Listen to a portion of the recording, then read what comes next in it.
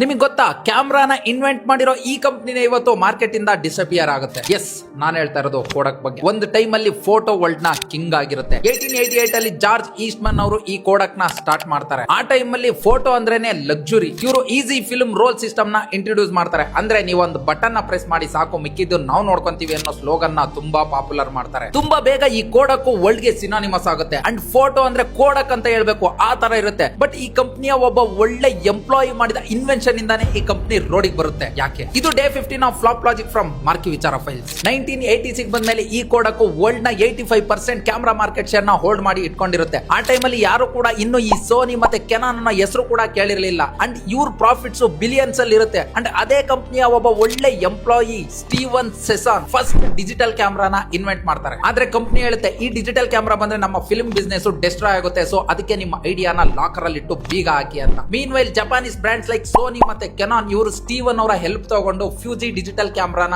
Develop ಮಾಡ್ತಾರೆ. ಅದಕ್ಕೆ ಅವು ಇವತ್ತು ವರ್ಲ್ಡ್ ನ ಟಾಪ್ ಬ್ರಾಂಡ್ಸ್ ಆಗಿದಾವೆ. ಆಮೇಲೆ ಸ್ಮಾರ್ಟ್ ಫೋನ್ ರೆವಲ್ಯೂಷನ್ ಸ್ಟಾರ್ಟ್ ಆಗುತ್ತೆ. ಅಂಡ್ ಈ ಫಿಲ್ಮ್ ಕ್ಯಾಮ್ರಾಸ್ ವ್ಯಾನಿಶ್ ಆಗ್ತವೆ. ಈ ಕೋಡಕ್ಕೂ ಎಷ್ಟೋ ಟ್ರೈ ಮಾಡ್ತಾರೆ, ಬಟ್ ಆಲ್ರೆಡಿ ತುಂಬಾ ಲೇಟ್ ಆಗೋಗ್ಬಿಟ್ಟಿರುತ್ತೆ. ಅಂಡ್ ಫೈನಲ್ ಗೆ ಅವರು 2012 ಅಲ್ಲಿ ಅಫಿಷಿಯಲ್ ಆಗಿ ಬ್ಯಾಂಕ್ರಪ್ಸಿನ ಡಿಕ್ಲೇರ್ ಮಾಡ್ತಾರೆ. ಒಂದು ಟೈಮ್ ಅಲ್ಲಿ ಫೋಟೋ ಇಂಡಸ್ಟ್ರಿನ ಕ್ರಿಯೇಟ್ ಮಾಡಿದ ಕಂಪನಿನೇ ಇವತ್ತು ತನ್ನ ಸ್ವಂತ ಎಂಪ್ಲಾಯಿ ಮಾಡಿದ ಇನ್ವೆನ್ಷನ್ ಇಂದ ಸತ್ತೋಗುತ್ತೆ. ಇದರಿಂದ ನೀವು ಅರ್ಥ ಮಾಡ್ಕೊಬೇಕಾಗಿರೋದು ಒಂದೇ, ಯಾವ ಬಿಸ್ನೆಸ್ ಎಷ್ಟೇ ಸಕ್ಸಸ್ ಇದ್ರೂ ಕೂಡ ಚೇಂಜಸ್ ನ ಇಗ್ನೋರ್ ಮಾಡಿದ್ರೆ ಕೊಲ್ಯಾಪ್ಸ್ ಆಗೋದು ಪಕ್ಕ. ಸಮ್ ಟೈಮ್ಸ್ ಹೊಸ ಐಡಿಯಾಸ್ ಹಳೆ ಬಿಸ್ನೆಸ್ ನ ಡಿಸ್ಟ್ರಾಯ್ ಕೂಡ ಮಾಡಬಹುದು. ಇಫ್ ನೀವು ಅದನ್ನ ಇಗ್ನೋರ್ ಮಾಡಿದ್ರೆ ಅದು ನಿಮ್ಮನ್ನು ಹಾಳು ಮಾಡುತ್ತೆ. ತಿಳ್ಕೊಳ್ಳಿ, ಇನ್ವೆನ್ಷನ್ ಗೆ ಭಯ ಪಡಬಾರ್ದು, ಲೀಡ್ ಮಾಡಬೇಕು. ಅಂಡ್ ಇನ್ನೊಂದು ಇಂಟ್ರೆಸ್ಟಿಂಗ್ ಸ್ಟೋರಿಗೆ ಫಾಲೋ ಮಾಡ್ಕೊಳ್ಳಿ. ಮತ್ತೆ ಸಿಗೋಣ.